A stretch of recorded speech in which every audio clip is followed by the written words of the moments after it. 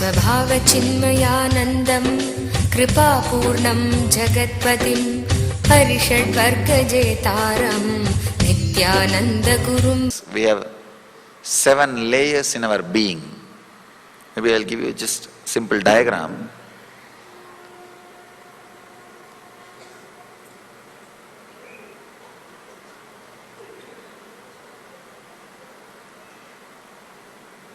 Is it seen properly?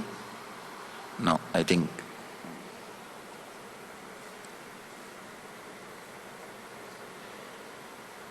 Now I think okay. Yes. Somebody asked me yesterday, there was a question. Somebody, why are you using all these modern things? I told them, what is the wrong? Perfectly all right. If Buddha has made 10,000 people enlightened without flight, car and computer, laptop and without any infrastructure, website, internet, when we have all these things, we should make at least 200,000 people enlightened, 2 lakh people enlightened. So what is the wrong in using? So let all this infrastructure be used to transmit the true science. It doesn't have to be used to transmit only the ideas which was in the head of the people who invented. See, just because somebody has invented this, it is not that you have to accept the ideology and lifestyle of the person who was invented. That is what we are doing. Not just taking the comforts and scientific great things from the West, taking their lifestyle also, idiotic. And you don't know, 66% of the Western countries, not just America, even the other so-called developed countries, 66% are taking some form of psychiatric medicines. Now we don't understand where we are heading. 66 is not small percentage.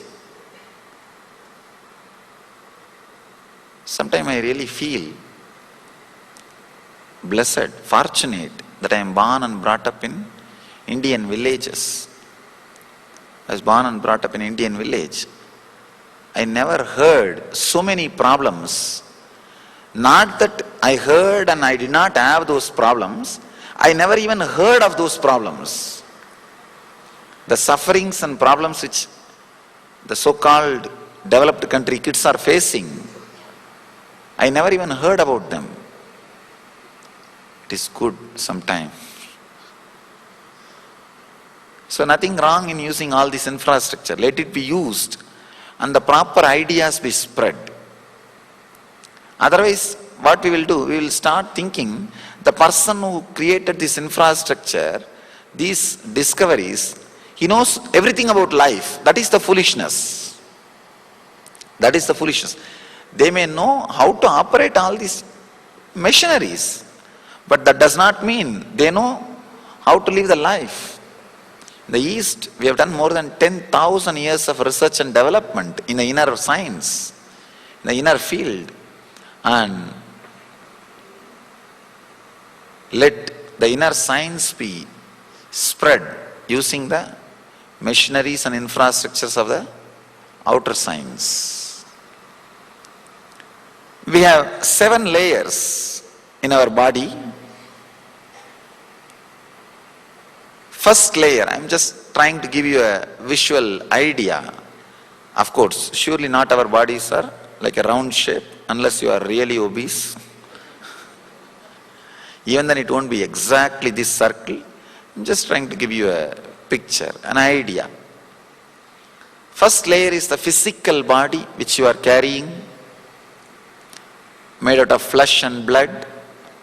The second layer is the pranic movement, the prana movement which is happening in your system, like inhaling, the prana which stays inside you and the prana which spreads all over the body, and exhaling and cleaning. There are 5 pranas: prana, apana, vyana, udana, samana. The 5 pranas.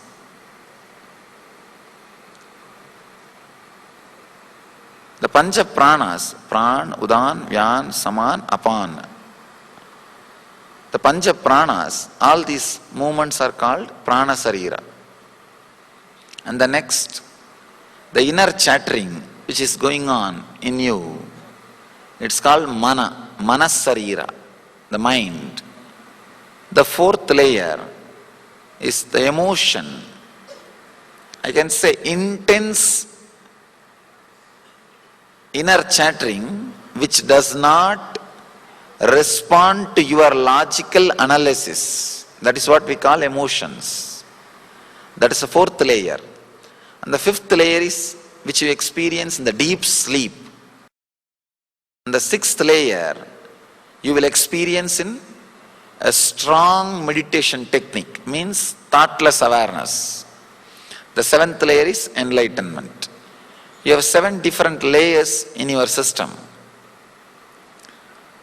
If all 7 different layers fall in tune with each other, suddenly you will see all the samskaras will leave your system. If the samskaras are taken out of your system, suddenly you will see all these 7 layers fall in tune with each other. Balancing, reconnecting, reuniting starts happening. That uniting is what is called yoga. Beautifully Patanjali describes. Yogaha chitta vritti nirodhaha means living without samskaras. Only then the thoughtless state will be there. When the samskaras are taken out, the uniting happens.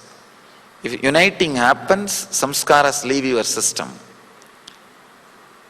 Physical, second prana, third mind, fourth emotions, fifth deep sleep, the karana sharira, the silence which you enjoy in the deep sleep. Sixth, the joy, bliss you enjoy in the thoughtless awareness, what J. Krishnamurti calls as choiceless awareness. And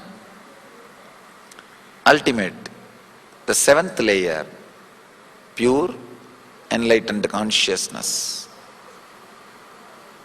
Understand, uniting all these 7 layers, removing the samskaras which you collected and stored, you store the samskaras in different layers.